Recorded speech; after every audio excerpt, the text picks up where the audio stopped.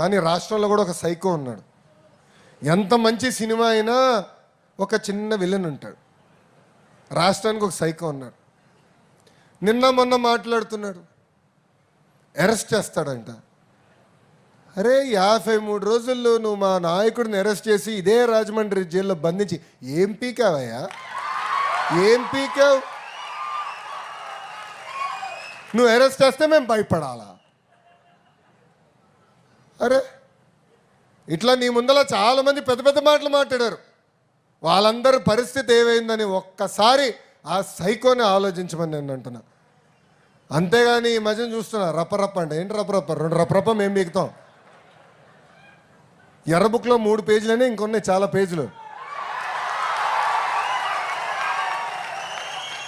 ఎవరికి ఎప్పుడు ముహూర్తం పెట్టాలో నాకు తెలుసురా భయ్. ఎందుకో ఆవేశం, ఎగిరెగిరి వస్తున్నారు.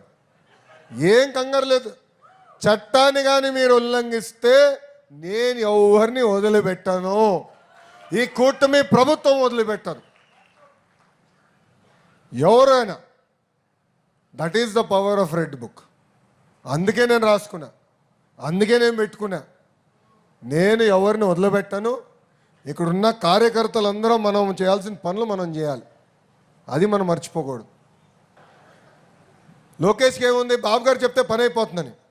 కానీ తెలుగుదేశం పార్టీలో సంస్కరణలు తీసుకొచ్చి నేను పోరాడా. నేను అనేక సార్లు చెప్పా, సైకోతో నేను ఎంత పోరాడానో 3 రెట్లు ఎక్కువ తెలుగుదేశం పార్టీలో నేను పోరాడా.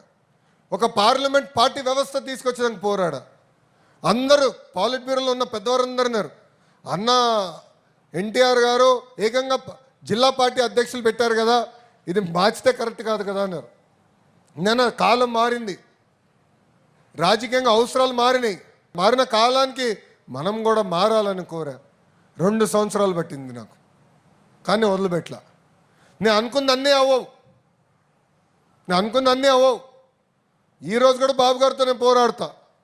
కానీ బాబు గారు ఒక్కసారి నిర్ణయం తీసుకుంటే తల వంచి ఆ నిర్ణయాన్ని అమలు చేసే వ్యక్తి మీ లోకేష్. మీరన్నా నన్ను కన్విన్స్ చేయాలా, నేనన్నా మిమ్మల్ని కన్విన్స్ చేయాలా. రెండిట్లో ఏదో అవ్వాలి తప్ప అలుగుతే మటుకు నేను ఎవరిని వదిలిపెట్టానండి. అలుగుతే మన పార్టీ నష్టపోతుంది, మన రాష్ట్రం నష్టపోతుంది. ఇది దయచేసి గుర్తుపెట్టుకోవాలని కార్యకర్తలందరినీ నేను కోరుతున్నా. ఇంకా మన నియోజకవర్గం గురించి ఏం చెప్పాలి చెప్పు. కంచుకోట అంటే 2 నియోజకవర్గాలు గుర్తొస్తాయమ్మా. అంత సీన్ లేదా ఆగరా భయ్? కంచుకోట అంటే 2 నియోజకవర్గాలు.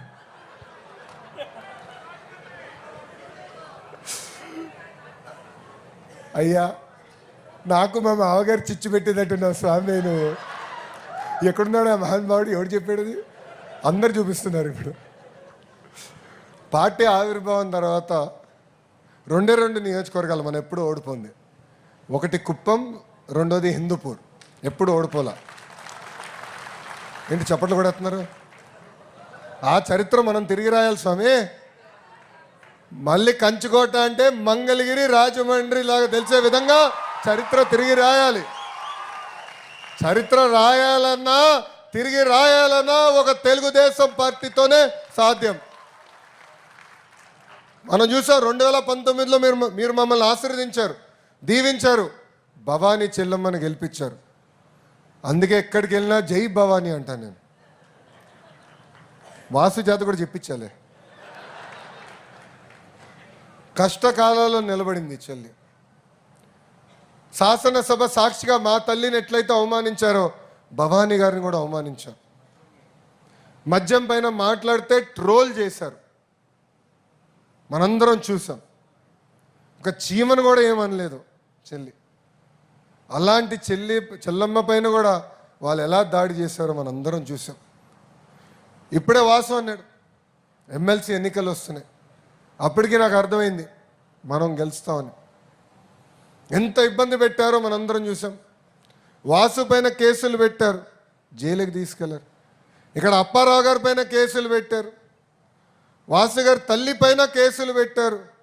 చివరికి వాసు చెప్పినట్లు వాళ్ళ కొడుకు ఇంట్లో ఉంటే పోలీసుల్ని పంపించి అన్ని రకాలుగా ఇబ్బంది పెట్టాలని ప్రయత్నించారు. కానీ జై తెలుగుదేశం అన్న నినాదానికి కట్టుబడి ఉంది ఆదిరెడ్డి కుటుంబం అని సభాముఖం తెలియజేస్తుంది. 5 సంవత్సరాలు మమ్మల్ని ఎక్కడ ఇబ్బంది పెట్టల. ఒకటే చెప్పాడు, అన్న 2024లో మళ్ళీ మాకు అవకాశం ఇస్తావు కదా అని. నేను అప్పుడు ఒకటే మాట అనేవాడిని, జై భవానీ అనేవాడిని.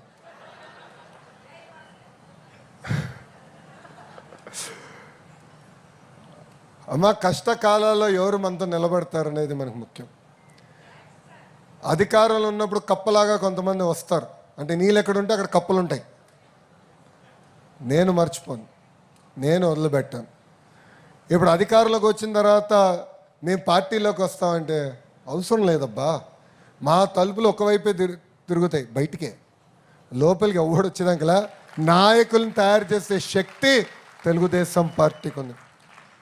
అందుకే పార్టీలో కొన్ని సంస్కరణలు తీసుకొస్తున్నాయి. ఇంకా అనుబంధ విభాగాల అధ్యక్షులు కానీ అధ్యక్షురాలు కానీ కంపల్సరీ ఒక పార్లమెంట్ పార్టీ అధ్యక్షుడిగా కానీ లేదంటే స్టేట్ కమిటీ ప్రధాన కార్యదర్శి ఉపాధ్యక్షుడిగానే పనిచేసి ఉండాలని, పార్టీ మూలాల్ని బలోపేతం చేయాలని నా లక్ష్యం.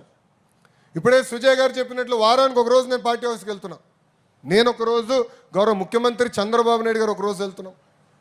ఎందుకంటే మీకు అందుబాటులో ఉండేదానికి, మీ సమస్యలు తెలిసేదానికి, పార్టీని ఇంకా పటిష్టంగా గ్రామ స్థాయి నుంచి కాదు కదా బూత్ స్థాయి నుంచి ఎట్లా బలోపేతం చేయాలనేది అది మా లక్ష్యం, మా ఆలోచన.